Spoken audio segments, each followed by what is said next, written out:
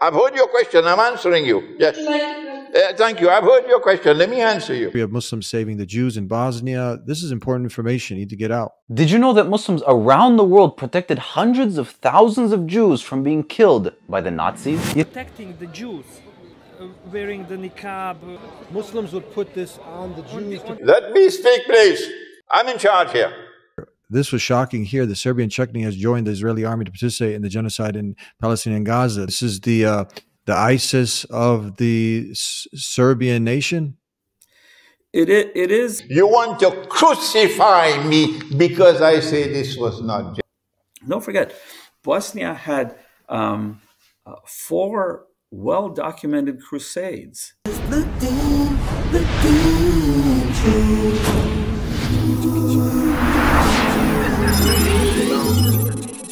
This is the Dean Show. This is the Dean Show. This is the Dean Show. This is the Dean Show. Assalamu alaikum. Greetings of peace. My next guest, Irfan Mirza, is a 2-time international award-winning writer. His latest work is entitled The History of Bosnia and Herzegovina, a body of work that has been praised by former president of Bosnia and Herzegovina, Dr. Haris Selajic, amongst others. He is an academic historian from the Bosnian American Institute. Now, let me ask you a question. Did you know that Holocaust denial is illegal in several countries, mainly in Europe? And in many cases, it carries criminal penalties, including prison time. Now, what does the word Holocaust actually mean? It comes from the Greek word holocauston, which means burnt whole or completely burnt. Over time, the word Holocaust came to describe any large scale of destruction, particularly by fire. By the mid-20th century, it was used to refer to massive, devastating events, especially those involved in large-scale loss of life. That's exactly what's happening right now in Gaza and what's happened in Bosnia. But you got people denying what happened in Bosnia, refusing to call it what it was. So I'm going to get into this next clip, and then I'm going to bring out my next guest to comment, to react to it, and we'll take it from there. Well, I know what is your question, and I'm answering you. I am answering you. Let me answer you. I've heard your question. I'm answering you. Yes. Thank you. I've heard your question. Let me answer you. I'm fed up. What I said was that this was not genocide. I didn't say it was not a massacre. Let me speak, please. Let me speak, please. I'm in charge here. I never said there was no massacre. Of course there was a massacre. But you want to hang me because I say this was not genocide. You want to hang me. You want to crucify me because I say this was not genocide. Peace of peace. Assalamu alaikum. Irfan, Kakosi, how are you? Dobro, hvala, salam. Nice to meet you, Edin, and a pleasure to be on your show. Nice to have you. Thank you for accepting. And I'd like to get into this, as you heard me open up, the denial. If you were to go ahead and to deny the Holocaust, it's a fact. In many countries, you can go to jail. It carries very grave consequences. But how about here now in Bosnia? When you've heard a clip like this, and this person has not retracted yet, you've done some tremendous, amazing work. And your background, were you born in Bosnia? Are you originally from Bosnia? No, I'm originally from India. From India. So that's my first question before you react to that. How does someone from India get to be a historian and doing some wonderful work now to educate the people on this horrible, evil event that took place? So in 1992, when the war started in Bosnia, it really piqued my interest because I realized that this was not an ordinary military action or a skirmish of some kind or some sort of a civil war. So I went over there and I spent a considerable amount of time, a little over 2 years, crisscrossing the front lines of the war, and I had a chance to see a lot for myself. So I had at the time what I would call first-hand information about what was happening in Bosnia. Certainly the situation, the crisis, the humanitarian crisis, the relief crisis, the political crisis, they were all coming together, in various towns. And then I saw how the defense of Bosnia was being attacked in so many different ways of the Bosnian people. I started to understand the differences between the militias, who was forming on what side, what their political objectives were. And then having seen tragedy, so much tragedy over that period, I just had to understand a lot more about what was the root cause of this. I had to understand what the motives were, what were the objectives of the people who were involved in this, and then I had to do something about it. And in my personal belief, if you can help somebody physically, it's the right thing to do. If you can't even do that, then at least speak about it, learn about it, educate others. And that's kind of where we're at. And so it's been almost a more than a 30-year cycle for me, where I'm going on to my sort of 32nd year of engagement with Bosnia Herzegovina in a deep way. So after spending 30 years on a topic, you kind of get to know a little bit about it.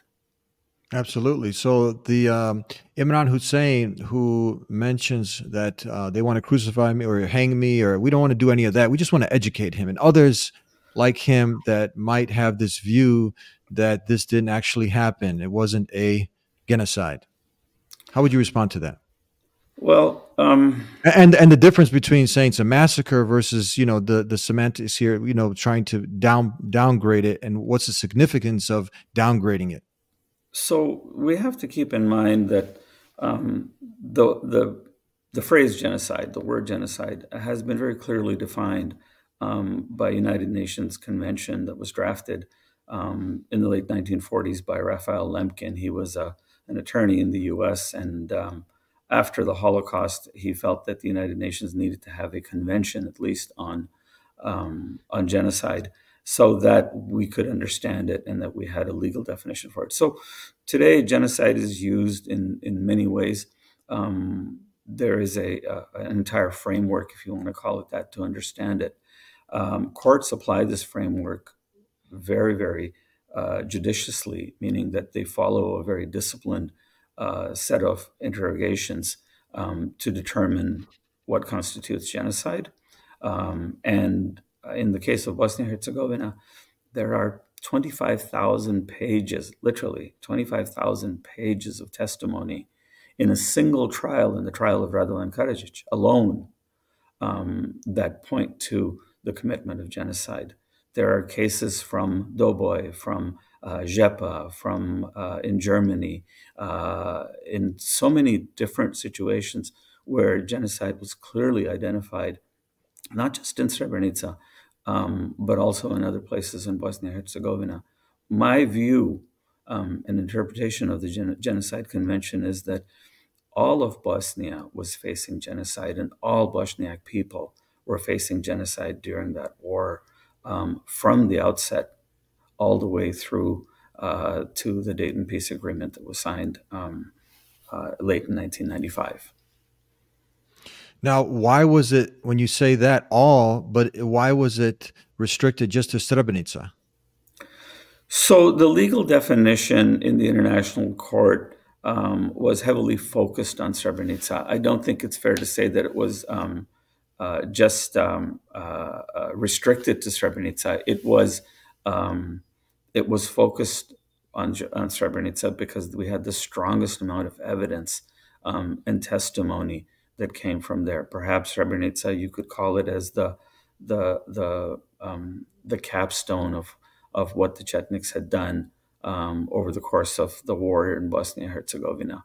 So the International Court focused on that and found Radovan Karadzic guilty of it, as well as other cohorts in the military, such as Mladic, General Ratko Mladic. So the common understanding of genocide is that when you try to target an ethnic group, a religious group, a group that has some type of affinity, and in Srebrenica, boys and men were separated from women. The court very clearly called that out as a clear piece of evidence of genocide. The goal was to make sure that the men were eradicated, and it was to make over 8,500 boys and men separated from women. The men were massacred, the males were massacred as young as 3 years old as 93 years. And the goal of such a massacre is to ensure that that population no longer is able to continue or procreate any further. That's an act of genocide. I want to go ahead and share this clip now from I think this is the current president of the RS who's clearly stating what you're stating.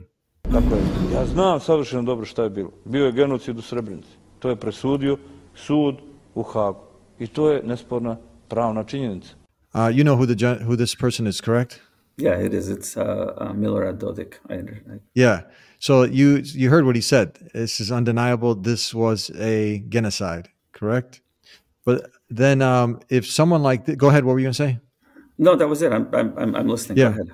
Yeah, so you have someone like this. This is for people that don't know. This was because in Bosnia, it kind of gets for people visiting the first time. I brought some friends over from the UK, and I showed them around. And it's kind of people, when you get there, it's kind of confusing for a lot of people to have a country how would you break down in layman's terms to give a simple, dumbed down explanation of when you say there's a country almost like inside of a country? How do you help people to understand that? So what we're now talking about is sort of a political structure.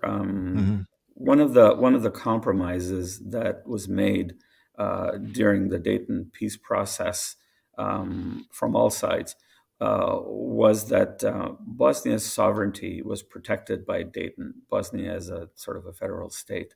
But in order to do that, the militaries that were engaged, militias from Croatia, militias from Serbia, from what they called at the time New Yugoslavia, Serbia and Montenegro, were active and present in Bosnia. The presidents of these countries at the time, Franjo Tuđman of Croatia and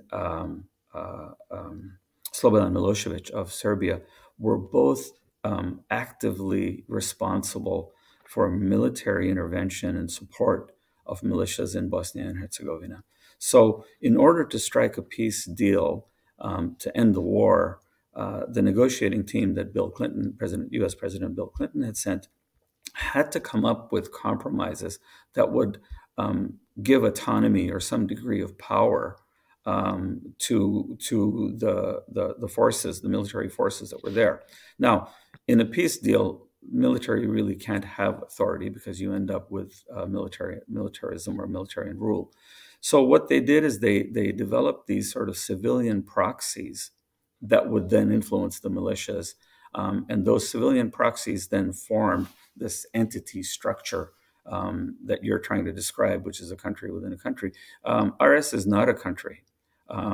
It is assured by the Dayton Peace Agreement and by the Peace Implementation Council of never achieving the status of a country. It is an entity. You could describe it as a province or a state within a country. The country is Bosnia and Herzegovina, and that country is guaranteed by international law to continue to exist. So what RS is a political entity that sits within the framework of Bosnia and Herzegovina, much as the federation is a political entity that sits within the framework of Bosnia and Herzegovina. So the person in the video, he was the president. Is he currently the president now still?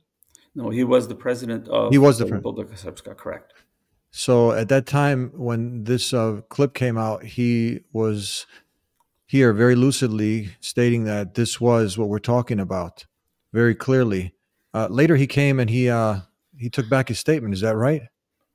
Yeah. So political statements are made in expediencies, whatever goal they're trying to achieve for that very short term, the sort of narrow-minded, narrow perspective. Those statements are made at the time. I think, in general, acknowledgement of a leader or another leader of some kind of a genocide that happened, it's not really material. because you know that they're making those statements at the time that they make them because they want some political gain, and then they retract those statements when there is a different political objective that they're trying to achieve. Genocide is something that all of humanity, international law, and the principles that govern our activities in hostile situations, the Geneva Convention. These are the instruments that you use to measure whether genocide was committed or not hyperbole or statements by political leaders. Those are hardly ever accurate. Mm-hmm. So now when you come up with the 25,000-page documents, all of the witnesses that's come forth and, you know, the hearings, obviously at the end of the day, it was concluded what it is now. So now to have people come out and say that it wasn't, where does that leave you at thinking about the person's lack of knowledge? Are they ignorant or? Ignorance is generally where people come out and say, I don't know that genocide was committed. Please tell me about it. Most areas, like if you come to me and say, hey, how do you make, tolumbe? It's a Bosnian dessert. I don't know how to make them. I won't deny that tolumbe exists. I will just say, I don't know how to make them. Please. That's ignorance. You just don't know. But you're asking, you're sincerely asking, just teach me. Correct. But in the case where somebody says genocide didn't happen, or they try to undermine its definition or characterize it as a massacre or characterize it as all sides committed war crimes, this is where you have to draw the line and say, no, wait, you must have a political objective that's causing you to do this, or you must be misinformed, severely misinformed in some way. Genocide denial is an intentional act. It's not a happenstance. It's not something that just, I didn't study it, therefore I don't know, therefore I will deny it. It's never like that. In fact, it is described in many frameworks that study genocide as the final phase of genocide. It is described and considered by many in academia especially, as a continuation of the effects of genocide, and in some cases, a continuation of the genocide itself. In Bosnia and Herzegovina, when the Dayton Peace Agreements were signed in 1995, the apparatus that committed the genocide was never dismantled. Right? The militaries were pulled away. Dayton called for very specific disarming and removal of weapons that could cause mass loss of life. But what never happened was the political structure that committed the genocide was never dismantled. Slobodan Milosevic, at the initial signing of Dayton, was a signer to Dayton. Imagine the head of the criminals coming to sign a peace agreement, in a way absolving himself of any involvement or responsibility, accountability, and then going back to office and sitting in the office of the president of Serbia and Montenegro. That apparatus was never dismantled. Mm-hmm. So that apparatus then, when it was sort of demilitarized, took on the next thing that it could, which was the propaganda machine to deny the genocide. First, to protect all of those who had committed it. And then when the international community finally caught up with them, Karadzic went to trial, Milosevic ended up in trial, Mladic ended up in trial, Tudjman ended up in trial. When all of these things happened, or being indicted, sorry, not in trial, but being indicted. So when all of these things happened, the apparatus turned to genocide denial. Now it's very sad when you have individuals who call to certain actions that are very extreme, and Muslims are the first to condemn certain groups that we've heard over the years, Daesh, ISIS, and whatnot. And you can imagine if you had a club, if you want to make that analogy, in America, you have one in Australia that's called a Chetnik club. But imagine if there was an ISIS club now, how would people view that? Would that be able to exist? I find that this group now, because there's a lot of good Serbs out there, Serbians, and so we want to distinguish. But the parallel and the analogy here is that you have this ideology, and you had many who committed terrorist acts in their manifestos. They would go ahead and be linked back to this group, kind of taking from their ideology. So they still exist. Can you comment and to help us understand this significance of this group, Chetniks, and what they want to accomplish, and why this? Would you classify them as dangerous? Oh, they're absolutely very dangerous. So let's be clear about sort of who committed the genocide and who it was Mhm. against, so that we Yeah. understand at least that part of it. Yes. What I saw during the war with my own eyes, as I was going through these front Yeah. lines, and tanks and howitzers and militias lined up, crisscrossing the Firsthand, country. you were there firsthand witnessing this, huh? Yeah, I was there from uh, close to the beginning of the war in 1992 all the way through well into 1994. So about a You little over you were 2 actually years. there through the whole war. You were there in Bosnia. Yeah, I was I was I I didn't know. was running I was running a humanitarian mission, bringing in supplies and taking them to places where Wow. the United Nations forces couldn't take them, or Hmm. sending them there. Yeah. And so yeah, so I had a chance to see this, and what I saw were military units that had come, that had sort of the Yugoslavia logo insignia. And one day, and then a few days later, coming back to that same spot, trying to run my humanitarian convoys, the insignia had been torn off, but the soldiers were the same. So what had happened was clearly an act of aggression. Weapons and military forces had come across from outside of the borders of Bosnia and Herzegovina, engaged in military activity in Bosnia, committed atrocities and war crimes, massacres, and genocide, and then it sort of reshaped their identity, so that they could appear to be locals. Um, uh, Ensuring that the international community would characterize what was happening in Bosnia and Herzegovina as a civil war.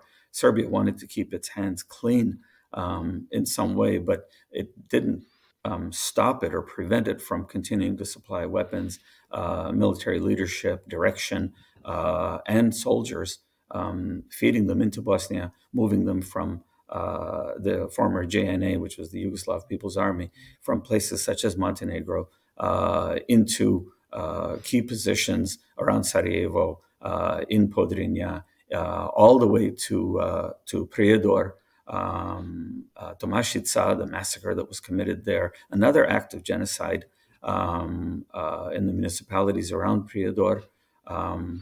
All of this was orchestrated very clearly by these militias, and the militias were revived, I guess, from the time of the Second World War. They were sort of rebranded as Chetniks.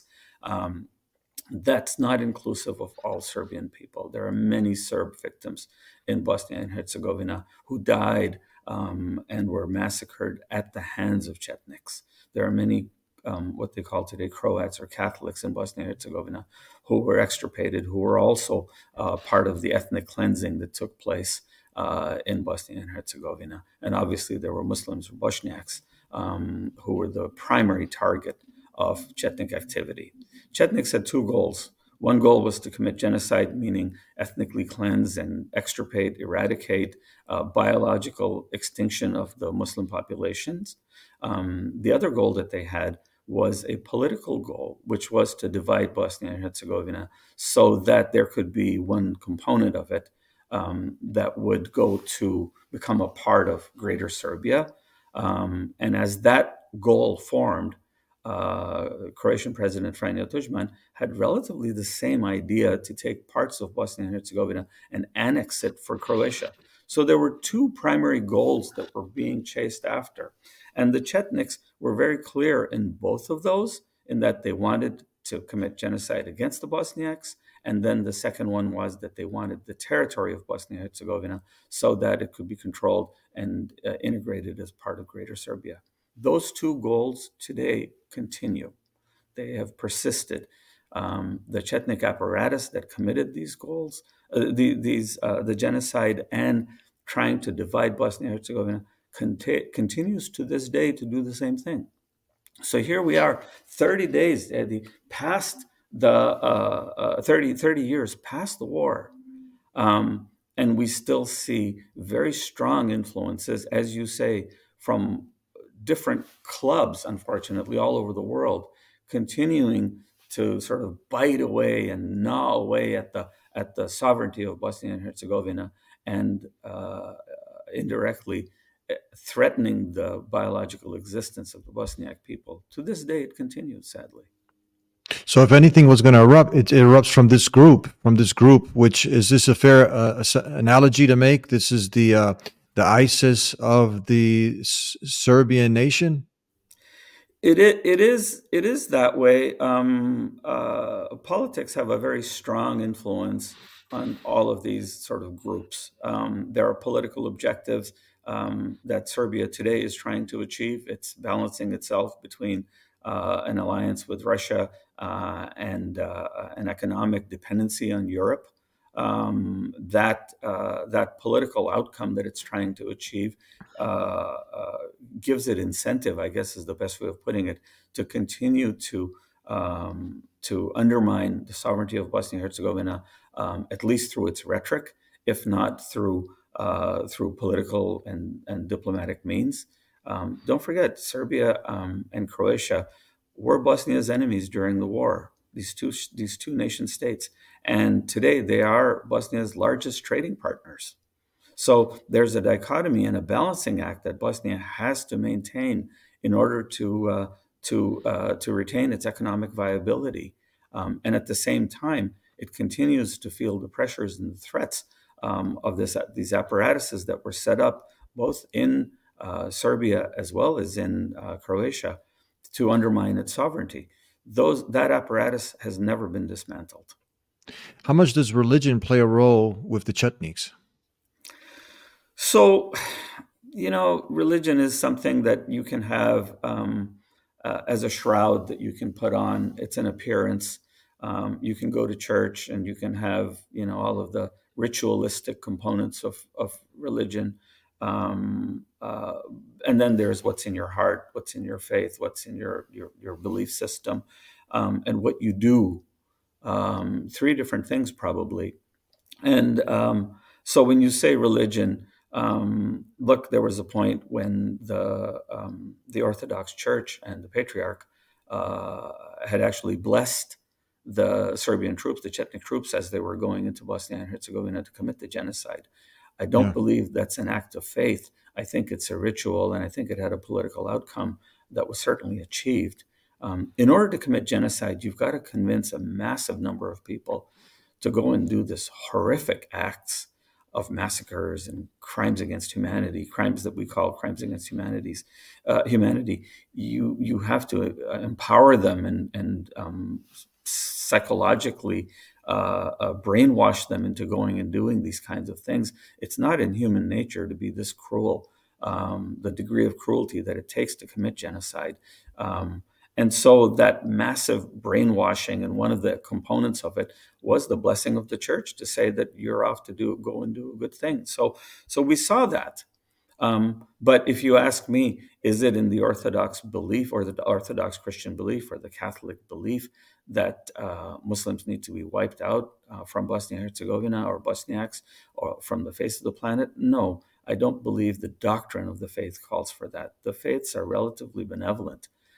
It's the use of them, the rituals that are formed around them, and the political outcomes that they're used for.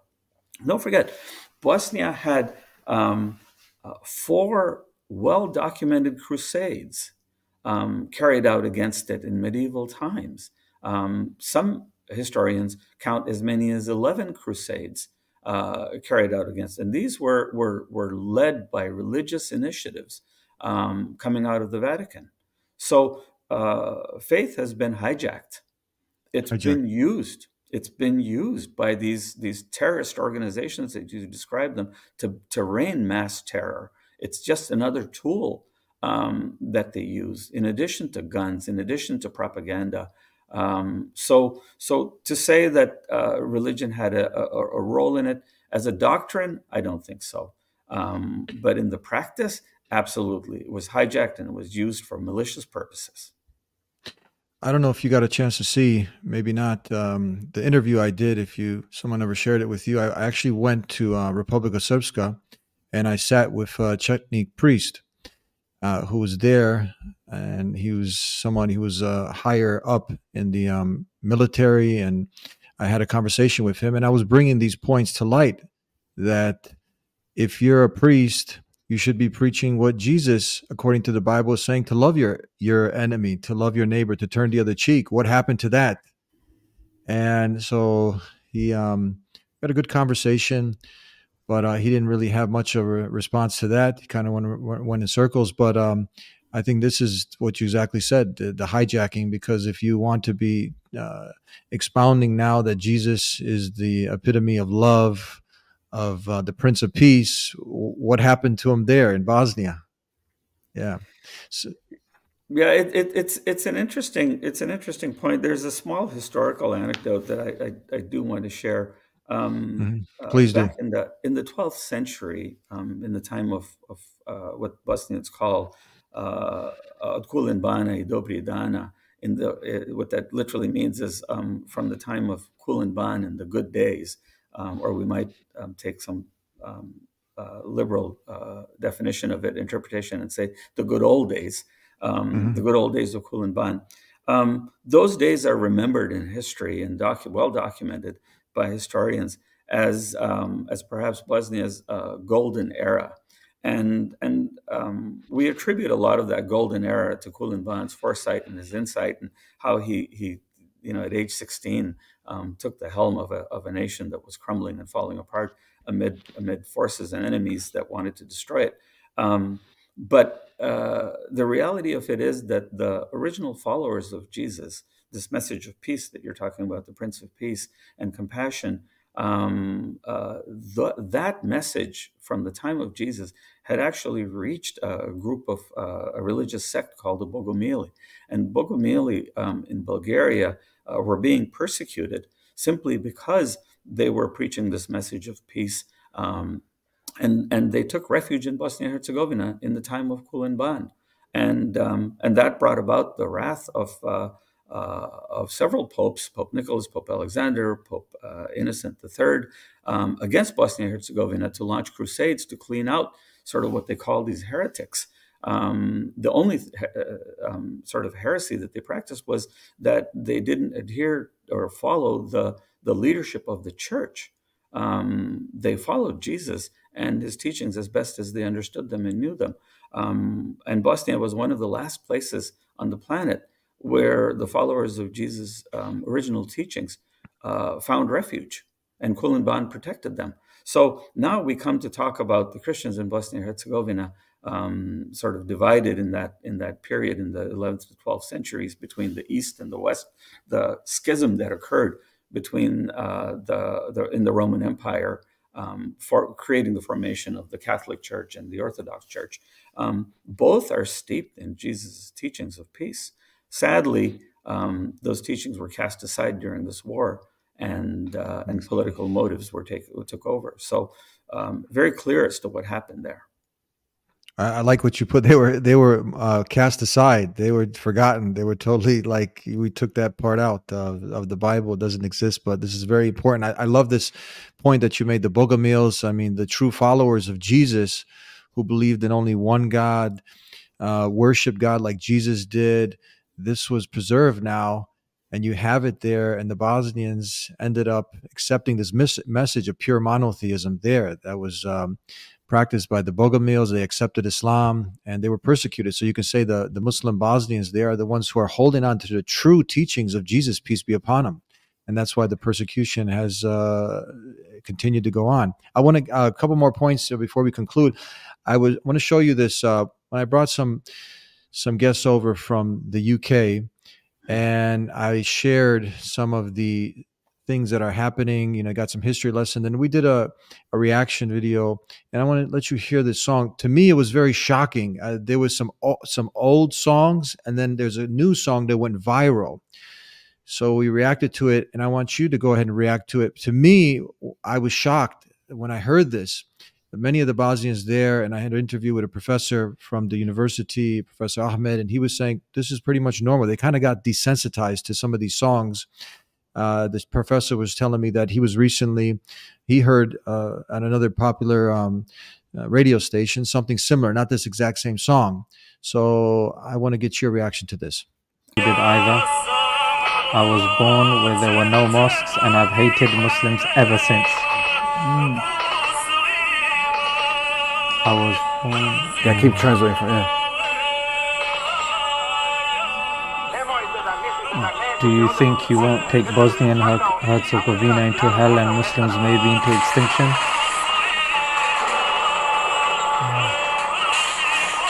These are the war criminals. The moment has arrived to take revenge against Turks in this region. My dad is a war criminal. You can try to convict him. You can try to convict him.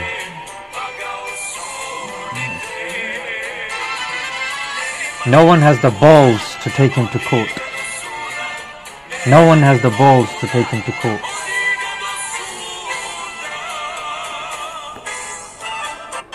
Now, if you ask me, I think this is extremely dangerous. It's inflaming. Imagine if you had neo-Nazis now, mocking the Holocaust and what had happened to the Jews. I mean, the world would be in uproar. And these people are, popular singers and celebrities. What are your thoughts? I was shocked when I heard this. Yeah, it is sad and it is shocking. But it is one of the means that's been used over centuries, over the years, to carry out genocide.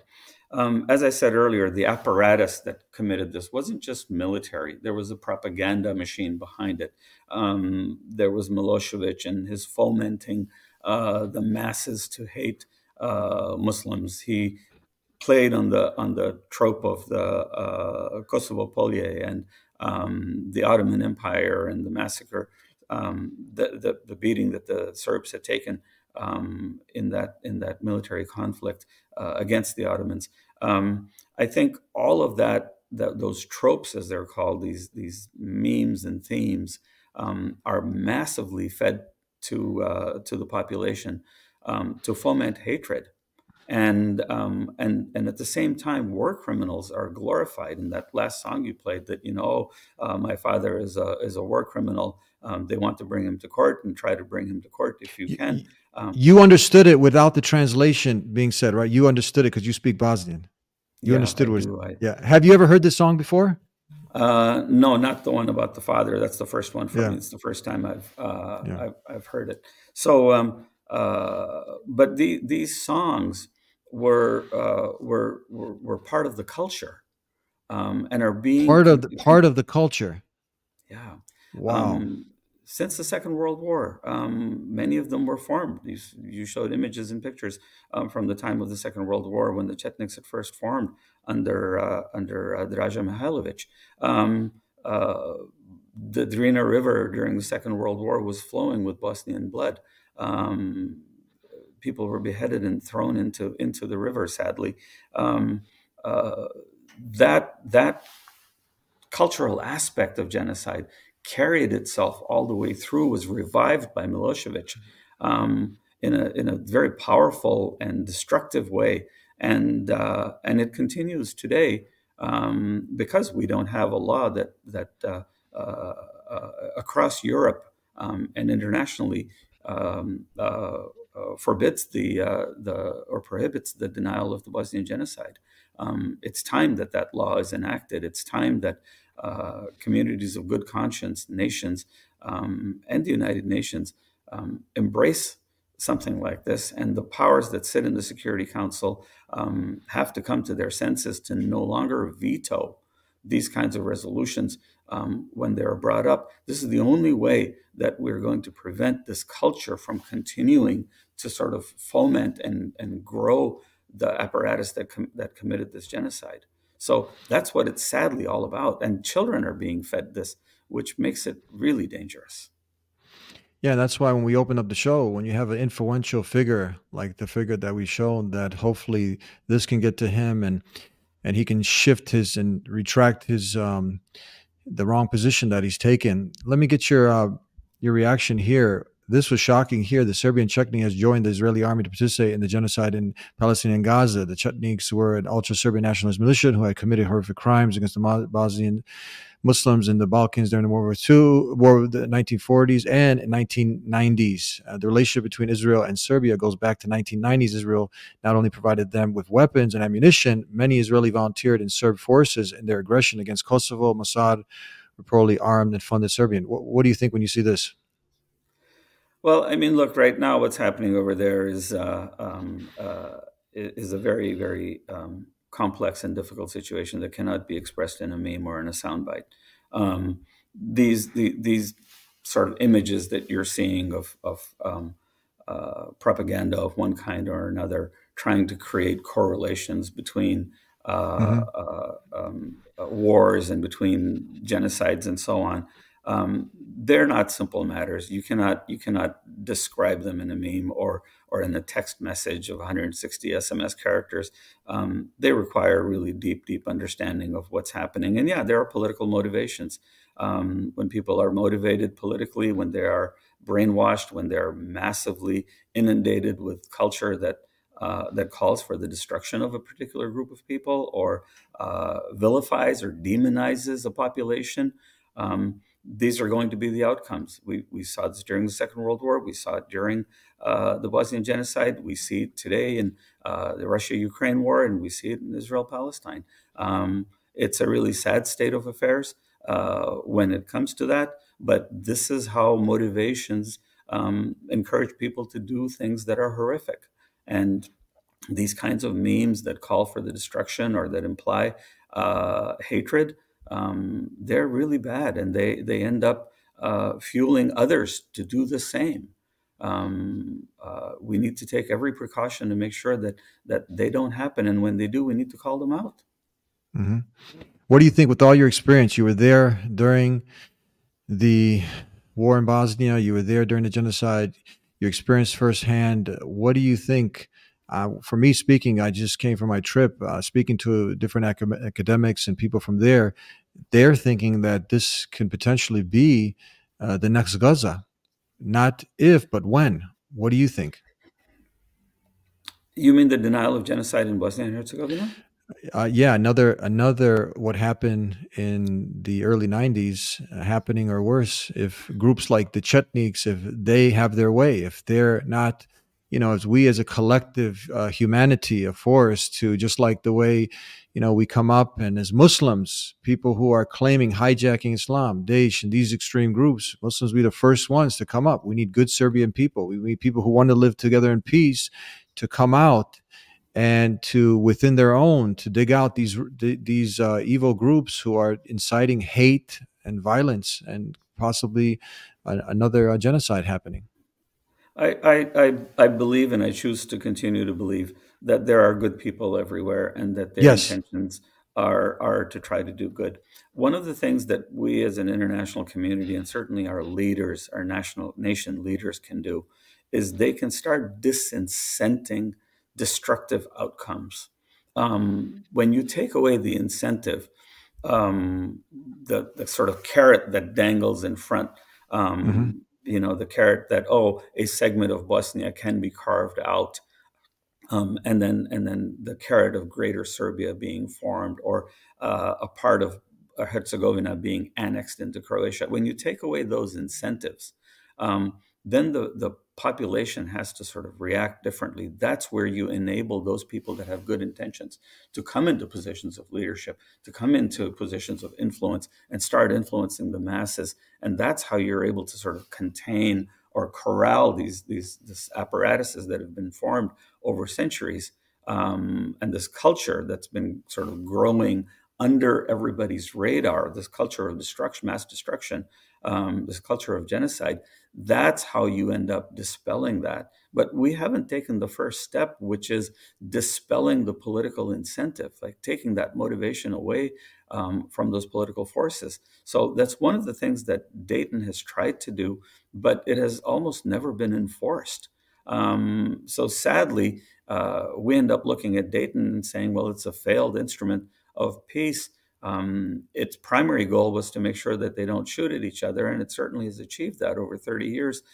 We haven't seen militias engage in any significant way, but we've been seeing the formation of alternatives to the Chetnik forces that came into Bosnia and Herzegovina and rebelled against the sovereign state of Bosnia and Herzegovina.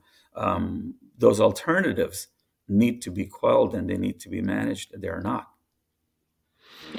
Do you think if you had a chance to meet with Dodik or some of the people from the that side, and then you showed them, because they really look up to Putin, don't they? They really admire, and that's like their leader. And if you show them, say, hey, look, Putin, he's here showing respect. Not that we endorse Putin or anybody, but he's kissing the Quran. So we're not asking you to kiss the Quran, but to make peace with your neighbor. Maybe read the Quran and try to work together so something like this doesn't happen again. You think they could take that example from him? Absolutely. I mean, any viable faith that we've seen, be it Orthodox Christianity, Catholicism, Protestantism, Islam, Buddhism, Hinduism, all of these faiths really try to create a social atmosphere for coexistence, for tolerance, for each group trying to achieve its aspirations. So embracing any of them as part of your philosophy or ideology is going to lead to goodness. There's no doubt about that. But with Dodik and Serbian leaders, the message I would bring to them today is that genocide denial is actually harmful to the Serbian population. It ends up continuing this narrative of demonization and hatred. The longer you carry hatred in your heart or in your mind, even if it's hidden, the more destruction it's going to cause and harm to your own society. The shame of what happened in Srebrenica and Tomašica and Prijedor, all over Bosnia and Herzegovina, the siege of Sarajevo, the attacks in Herzegovina from the HVO, the Croatian militia, all of the shame that's associated with these acts of aggression and crimes that were committed are going to be carried by generations, the next generations of those groups. And that shame is something that these leaders today can minimize, they can mitigate by coming out and admitting that, yes, these were the Chetniks that committed this, these were the Ustasha that committed these crimes, and distancing themselves from that and talking about remorse and regret and expressing reparations, even if they're symbolic, to say that we acknowledge what had happened, and we will take all of the measures that we need to in order to ensure that they don't happen again. We want to live in peace. We want our Bosnian neighbors to be as successful as we are so that we can thrive in a regional economy that grows. Not this, constant threat and, saber rattling, as they used to say in the old days, continuing to threaten your neighbors and then expecting to have positive economic and diplomatic outcomes that come out of it. The Balkans are falling behind because of this. Bosnia and Herzegovina and its neighbors are well behind Europe in terms of all of the growth and development, modernization that we're seeing, new technologies, artificial intelligence, and all of these developments. Yeah, there are pockets of people trying to do these kinds of things, but they're not going to come about in isolation. No nation in Europe has the resources to develop, for instance, modernized technology such as space programs and quantum computing and so on. These all come as a result of cooperation. You can't cooperate while somebody's rattling a saber, threatening your sovereignty or your biological existence of your race. Move that out of the way and enable cooperation. That's the conversation that I'd be having with the leaders today, is to say, take the shame away from the next generations. Don't make your grandchildren pay for what your parents and grandparents did. Just one point that came to my mind before we conclude. I was putting together a documentary, and then the people that I interviewed, and just many on and off camera that I spoke to, and I asked them, does your religion, Islam, teach you just to hate someone because they're Christian or because they're Serb? These are people who just went through war. And I mean, this is not like half 50-50 or 70, 40. It's pretty much across the board. It was like, no, we don't just hate someone because they're now another religion, or because they're Serb or Croatian or whatnot. But it seems like the hate is really coming from the other side, labeling people Turks when they're Bosnian, and labeling them whatever names, terrorist, this, that, and the other. But they're projecting, and they're actually fueling. There's within their circles, I don't know if you heard stories like this, and they'll sit at a table and they'll say, leave an empty chair, and they say, your grandfather, this person would have been sitting here if the Muslims didn't X, Y, and Z, eradicate him, the Turks and whatnot. So this fueling. And then you also have, if you are aware, in these convicted war criminals in the RS, they're actually now teaching in the syllabus, the curriculum, history, and they're praising these war criminals. I mean, this is just mind blowing. Your thoughts when you hear this? Yeah, it is really mind blowing to think that war criminals are being included in nursery rhymes, and buildings and roads and infrastructure are being named after them. This has to end. It absolutely has to stop in order for those societies to progress. It's one thing for the victims to call for it. It's another thing for the bystanders, those nations that were either complacent or complicit during the genocide, to call for it. And so this is something that we as society can certainly press those nations to say, put an end to this cultural hijacking that's taking place by this apparatus that committed genocide.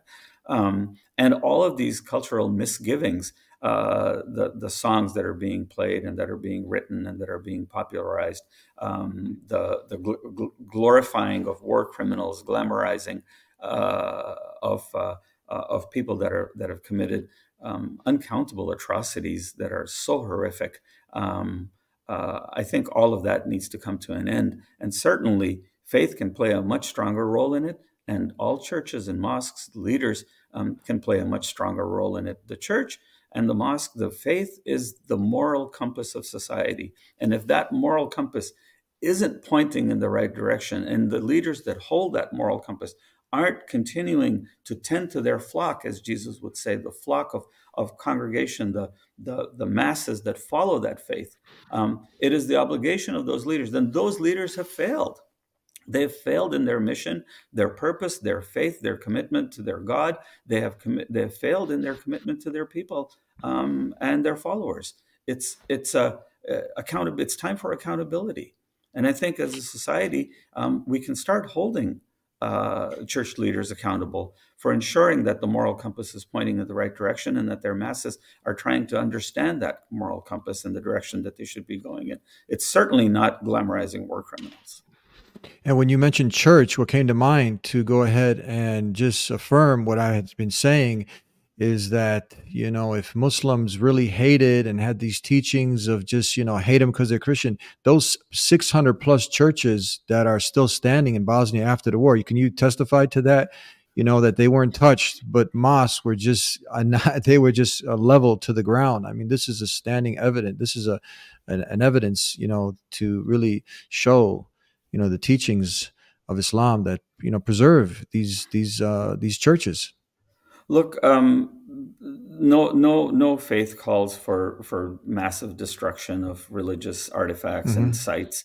The church happens to be sort of a symbol of part of the ritual of a faith and the belief system of a group of people. The destruction of a symbol of faith is never condoned, and it never should be in any faith. As Muslims, the drive for peace is fundamental. We are all created by exactly the same God, by exactly the same almighty power. And that creation, we've been told explicitly, and in so many ways and over so many centuries, that creation is commanded to respect itself, to respect each other. Part of that respect has to include the idea that people will have differing rituals, that they will have differing faiths, that they may have a different confession, a different a belief system. And when they have that, our job continues to be to respect it as we respect our own, because in as much as we respect them, we expect them to respect ours also. That's how societies are formed. That's probably the fundamental basis of civilization, is mutual respect for each other. It's fundamental not just to Islam, but to Christianity also. And that's why Sarajevo was considered, is still considered, the Jerusalem of Europe. Is that correct? Yeah, you know, the phrase of the Jerusalem of Europe is really interesting. Before the Second World War, I don't know if you or many of your viewers know this, Sarajevo had more synagogues and Hadassah houses, places of Jewish practice of the Jewish faith, than Jerusalem did at that time. During the Second World War, those were shut down and they were destroyed and damaged by the Ustasha, the sort of Croat collaborators of the Nazis. And Bosnia had more mosques per square kilometer than Cairo, Egypt.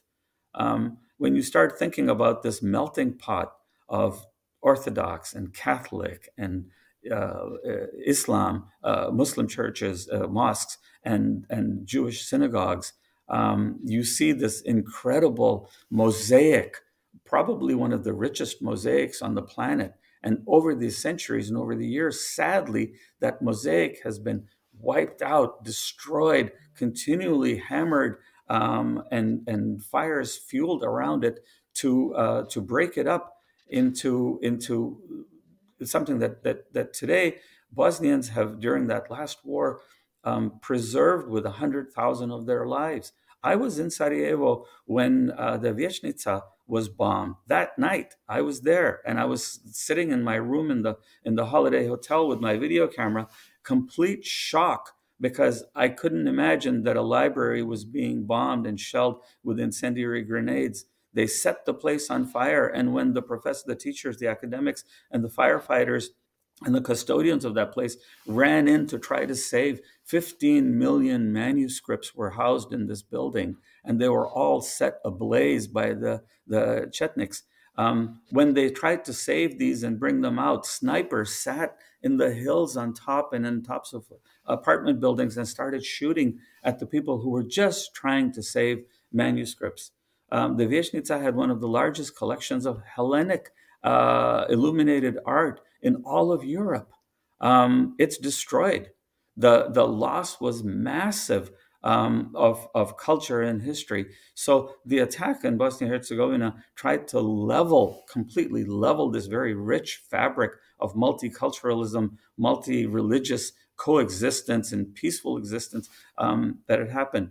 Don't forget, when the Jews were expelled in the 14th century from Spain and from Portugal by Queen Isabella and King Ferdinand, and the Muslims that were with them at the time, they were brought to Bosnia-Herzegovina, and they settled in Bosnia-Herzegovina in the time of the Ottoman Empire. Sultan Bayezid had settled them. There's a very famous Bosnian song that most Bosnians know, Kad ja prođe na Bembašu. It's called Kad ja prođe. This is an old Sephardic tune that was created, and it sort of symbolically tells the story of the Sephardic Jews and how they had been salvaged from Spain and Portugal, brought to Thessalonica, where they went with their, as the song says, with the Beli Janje. The song is about a boy who comes and brings a white lamb to a girl because he's professing her love for her and he wants to marry her.